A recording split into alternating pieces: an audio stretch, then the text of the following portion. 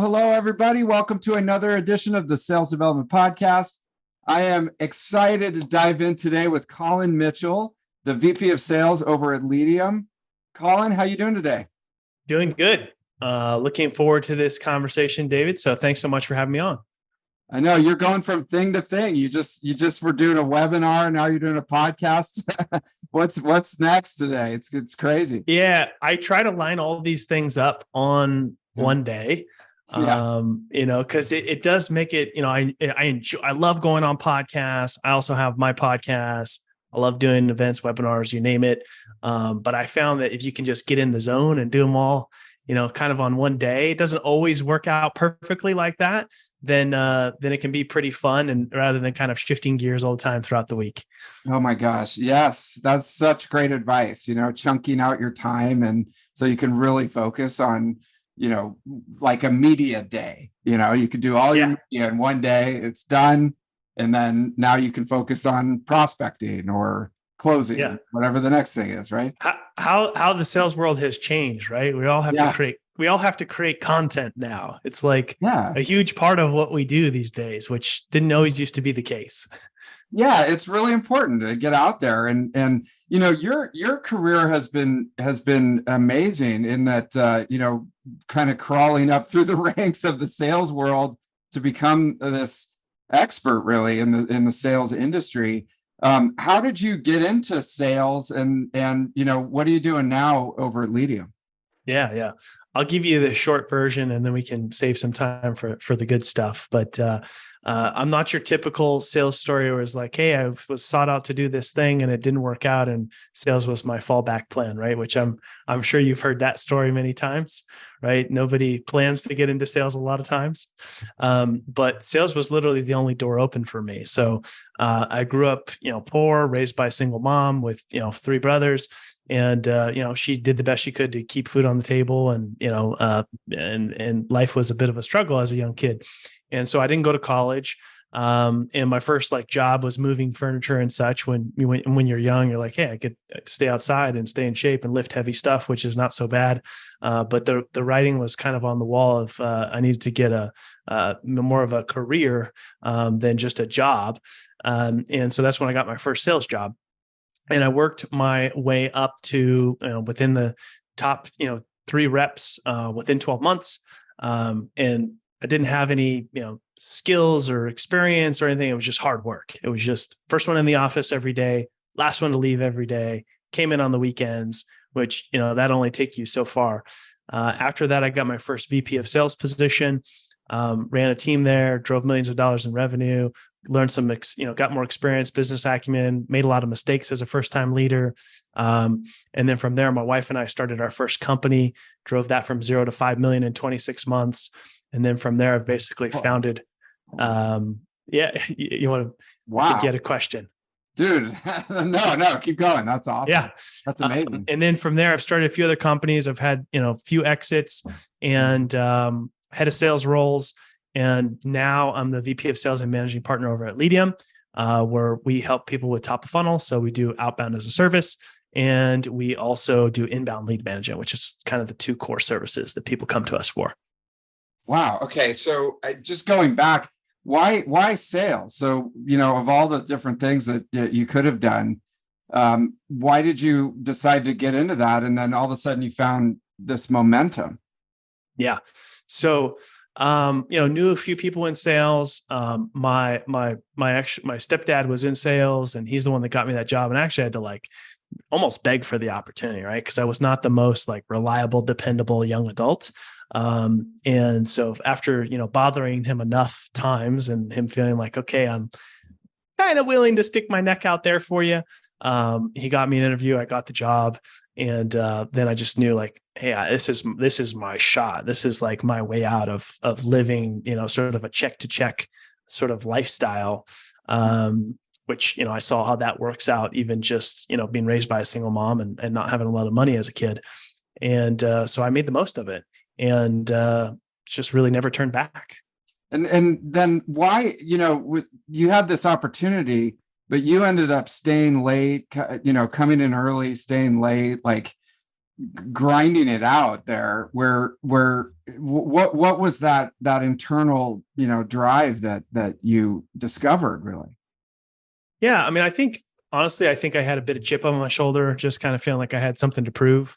And I was young, and, I didn't, have a lot of other things that I was focused on other than my work at the time. And I knew that, this was an opportunity for me to, turn this into a career, which then led to me founding, multiple companies. Cause I think, sales is the most essential skill if you ever want to be a founder. And I was just willing to put the work in. Yeah. And then, so you had this success and you started to get momentum. And then why did you decide to start a company? Yeah. I think from there, I just thought like, hey, I think I want to give this a shot and work for myself. And at the time it made sense. Like, I didn't have a family. I didn't have a mortgage. I didn't have like a lot of expenses. And it was kind of like, hey, if I'm going to do it, I have a little bit of money saved up from working hard, and I can keep my expenses low and give this thing a shot. And it worked out well. We strategically hired some great people, built an outbound sales team. We didn't do anything fancy, didn't spend any money on marketing, had the best, tech for all of our sellers. And then that's when we drove that company from 0 to 5 million in 26 months. That's crazy. Okay. So, and what were you selling? So we were a bit of an IT VAR. So we sold like hardware, software, equipment, solutions, things like that, mostly to school districts and government agencies. Oh my gosh. Okay. And how did you get into that business? So that's what I was doing previously. Okay. And then just went out on my own and did that. And made it happen. Wow. Okay. So you started that with your wife. Yeah. Boy, that's a whole. She has the hard job now with at home with the 4 kids. So I come. I come to work to take a break. Oh, nice. She says, "Okay, you're gonna run away to work now." I'm like, "Yeah." She's working harder than both of us. And would you do it again? Starting a business? Oh, absolutely. Okay. Absolutely. Yeah. Yeah. So it was a good. I know there's some people that are like, "Oh, that sounds a little dicey," but it worked out well. We had very different roles, and we respected each other's roles. She also came from a sales background, so much so now that anytime I come home in a bad mood, she's like, "How's your pipeline looking?" Oh, is that a good question or it is a good question, because I'm like, yeah, that's probably why I'm, not my best self right now. Yeah. Oh my God. Yeah. Empty pipeline and sleepless nights, right? Yeah. Yeah. Oh my gosh. Okay. So then you got into Leadium. So what attracted you to getting involved with that? And what does Leadium do? Yeah. So Leadium does outbound as a service. Okay. And inbound lead management. So top of funnel services. There's really 3 things people come to us for. Either they're getting a ton of inbound leads and they need us to manage that for them, right? We all know responding in 5 minutes increases your likelihood of winning that business. We all know that, it's, if you're getting large amounts of inbound, which, some of these companies are doing a great job at marketing. I saw recently somebody did an experiment where they went and filled out a request a demo form on hundreds of SaaS companies, websites. And the numbers that came back were mind blowing. And I don't remember the exact figures, but roughly it was like, 30% responded. There was a small percentage that responded within 5 minutes, like very minimal. And then it was like 30% responded in like 48 hours. And then there was a chunk that responded like within a week. And then there was like 30% that never responded at all on a request a demo. That's crazy. And so a lot of teams struggle when, they do a good job in marketing and they're doing content and they're doing all of these other things that are driving requests, qualifying those leads and getting those leads on the calendar and responding, quickly. So that's something we specialize in. We do really well. And then your typical outbound service, hey, we need, more qualified sales appointments. People come to us for that.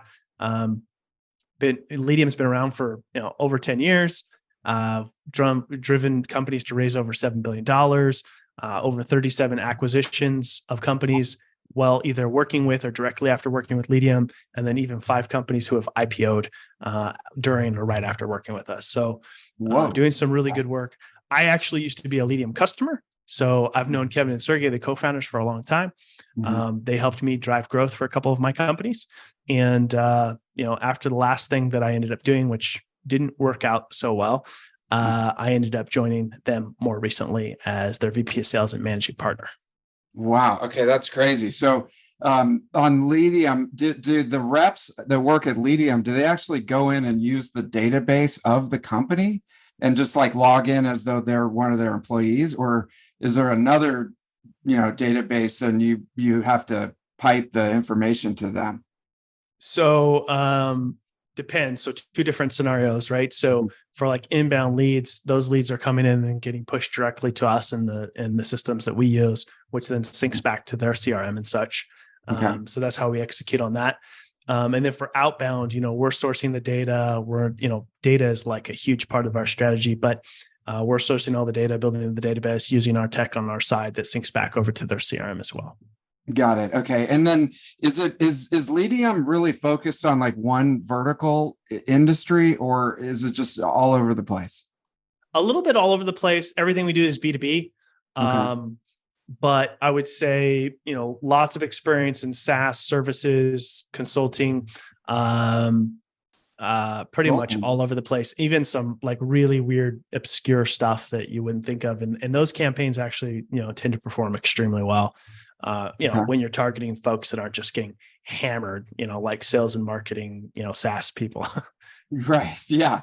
And so the SDR model is very well adopted, obviously, in tech, but beyond that, are other industries using that model as well?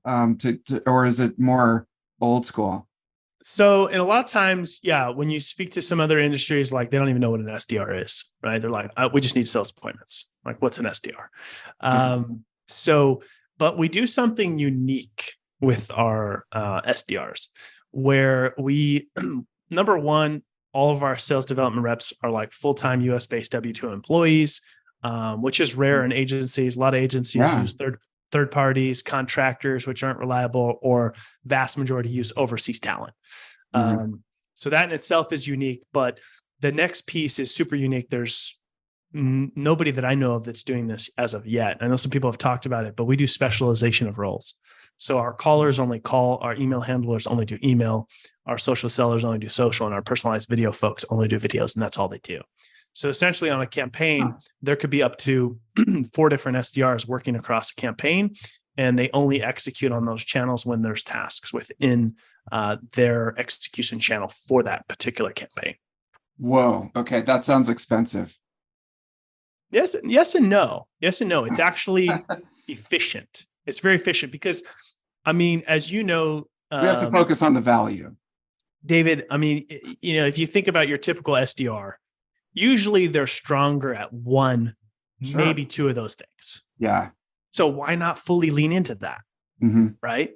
And it does get a little bit challenging for like internal teams to pull it off, because then you're like thinking about comp. How do I comp for this? Right. It's now a team that's booking these meetings. It's not like a single person. It's like, if step 1 in the sequence was a email and step 2 is a call, and then step 3 is a personalized video, and that person books a meeting, was it because of the video, or was it because of a combination of all the touches, right? It's because of a combination of all the touches.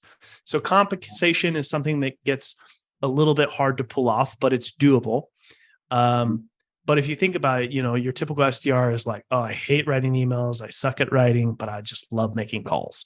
Or like, I'm great and creative and can write like really good emails with, and I'm great at like researching and stuff like that, but I hate picking up the phone.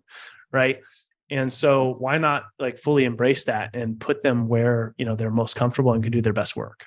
Oh, 100%. And they're W-2 though. So what happens when the business starts to dry up? Do you have to go through and actually fire people? Keeping a W-2 is really hard because you have a steady stream of business, or otherwise you're stuck with people that don't have anything to do.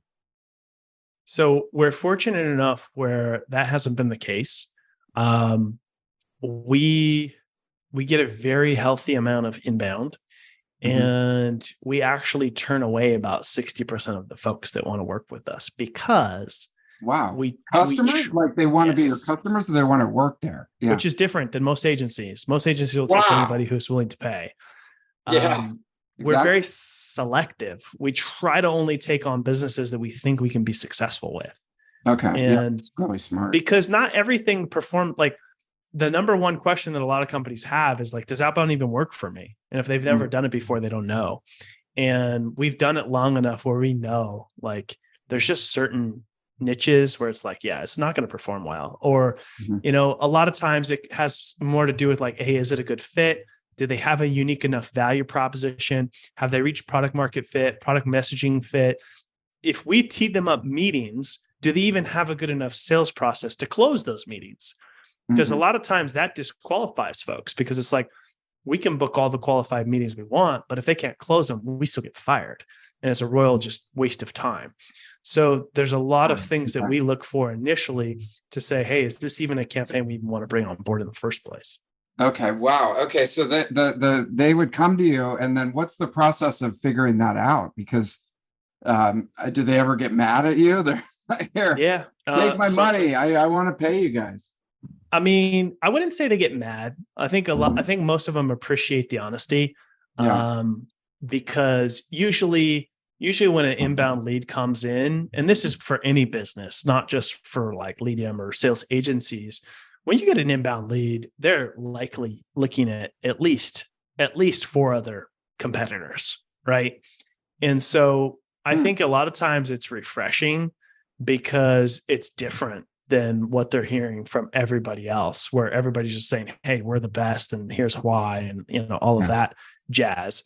But if you take a step back and you kind of, you know, qualify or try to disqualify, it's a very different experience for the buyer where they feel like, hey, you actually care about, you know, whether you think you can help me or not. And you're not just here, you know, to take my money or earn your commission. Yep. And usually what happens is no matter what kind of company it is, they just sign you up. They take like a 3-month, you know, deposit. And then at the end of 3 months, there's nothing. And they come back and say, sorry, you know, so you're saving everybody a lot of time and money and heartache. And we get the ones that for whatever reason, they don't go with us as their first choice. And, you know, 3-4 months later, they're like, they come back a lot of times. Because unfortunately there is a lot of, you know, bad actors that, you know, kind of how you described there, but, you know, outbound is hard. It's gotten more and more difficult. You know that, right? I mean, just getting in the inbox is hard for a lot of folks, and the amount of noise, that's out there now. I mean, I'm sure you're seeing this too. Like we're booking more meetings on phone than we used to before, less on email because email is more difficult. You know, email, you know, you could do email only campaigns before and easily, you know, have a lot of success. But email has gotten, you know, more and more complicated with a lot of the rise of automation and tools and AI and you name it, where you really need to do multi-channel. You need to have a good strategy. A lot of your strategy consists around the data and like really getting to know as much as you possibly can about these people before you ever even reach out. And so there's a sweet spot of client that comes in, and so you've got a lot of data already, right? For that basket of clients that comes in. What if a client comes in and you think that you can help them, but you don't have any data yet for their target market? Yeah. So there's like 15 different data providers that you could use, right? We usually settle on about 5 for a particular campaign. And so when you think about data, most people are using like 1 or 2 data sources, right? Maybe they have a Zoom info and then they have something else to fill the gaps. If you're only relying on one, that's a huge problem. Like you're destined to fail before you ever get started if you're relying on one data source. And the benefit of having multiple data sources was to fill the gaps. And because now you can book more meetings on phone and email is a little bit more difficult than it used to be. If you don't have phone as like a primary, you know, channel in your sequence, then you're in trouble. And the benefit of using multiple data providers is like, we're able to get about a 70 to 80% coverage on direct dial and mobiles, which is huge. Wow. And then you layer on using like a parallel dialer and stuff like that. And you can be very effective and very efficient with reaching the right people. And then, from there, there's so data is so accessible today, right? There's so many things that you can find with the right tools, from what technologies that they're using to certain triggers like funding rounds or job openings or, job changes, or they just filled this role or they don't have these roles, right? So that's like if you look at the triggers bucket. And then you got like technographics, maybe clients that are using this particular thing are better clients for us, right? So you could target them based on that and use that in your messaging. And then we even have psychographic data, identifying the personality of these people. So are they a dominant person? Are they a relationship-driven person, and so on? And that's very different messaging that you would use in a phone script and an email. And then you can even take it a step further and channel validate. So you can even put it through a process to see, hey, do they pick up the phone? Are they active on social? Like, does it even make sense to have social touches in the sequence? Well, if they're not active on social, then no. If they are, then you might have heavier social touches in your sequence. And then you can even see, like, do they respond to cold emails before you ever even put it in sequence? Wow. Okay. So is there like a research team that's making these determinations before they hand it over to the four, people that are doing the different tasks? Or how do you, I mean, there's so many names in the database. How do you take the time to go through each one individually and decide all these decisions before they even hit the SDRs? Yeah. So it's a combination of data tools, AI, and like a human person. Right. Mm-hmm. But most people don't want to spend the time to do manual research. Manual research, can still be effective, but you can also do it in bulk. Right. Mm-hmm. So like, you don't have to do research, send an email, do research, send an email, do research, send an email. Yeah. If you have, say you have 50, 20, 50 prospects for the week, like do all your research in advance and then put them in sequence. Right. And you can do some of that research with AI. You can do some of it with data tools, or some of it can be done manually. Wow. Okay. I feel like, you're like your internal SDR team at a company is like just a regular civilian. They walk out onto the field with like the Oakland Raiders or the Las Vegas Raiders, and just, you guys would just pummel them. I mean, because it's so much more advanced than your average, SDR working at a company. You know what I mean? I think the problem with a lot of outbound, sales teams that have, outbound as part of their go-to-market strategy is they're still playing the more, game. There's a numbers game, yeah. right? Mm-hmm. Hire more people, make more calls, send more emails. We'll finally get to our number. Yeah. And that model is broken. There's a smarter, more strategic, more efficient, more effective way to do this. And it doesn't necessarily mean more people, right? I mean, that's why we're seeing so many people get laid off, because, they're just like, hey, let's just do more. We just got to hire more people so we can do more emails and make more calls, and we'll, get to the number. And that is because of a broken way of thinking. Yeah. And theoretically, could you see this down the road? I mean, 5-10 years where you don't need any people involved? It's just all automated? I don't think fully. I mean, I think there's a lot of people that think that is quite possible, right? I mean, you even see, like, I don't know, I saw something yesterday come out where it was like GPT SDR or SDR GPT or something like that, right? Where it's like, full AI SDR.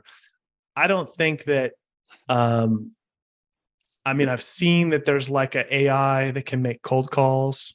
I wouldn't know if I would trust it, but who's to know in 5-10 years? I mean, look at where we're at now. Yeah. With tech and with AI specifically, and generative AI. Who would have thought some of the things that are possible now would ever be possible?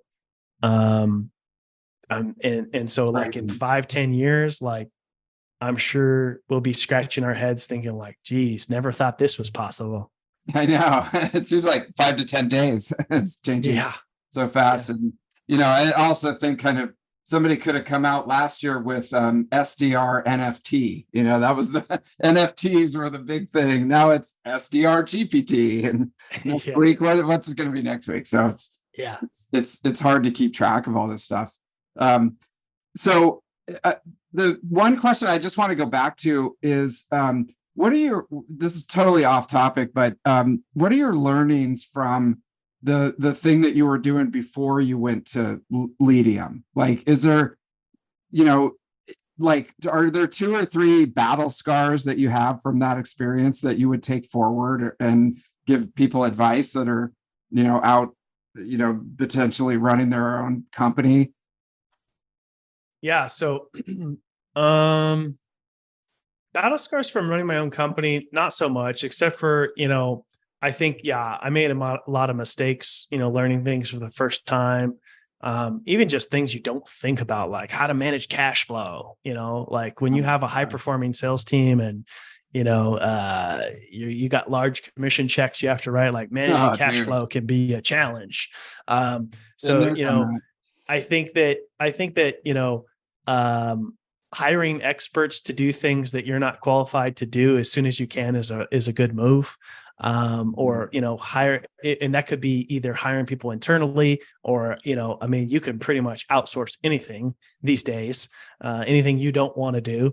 And so, maybe it's initially outsourcing something because that is, the most cost-effective way for you to, take something off your plate.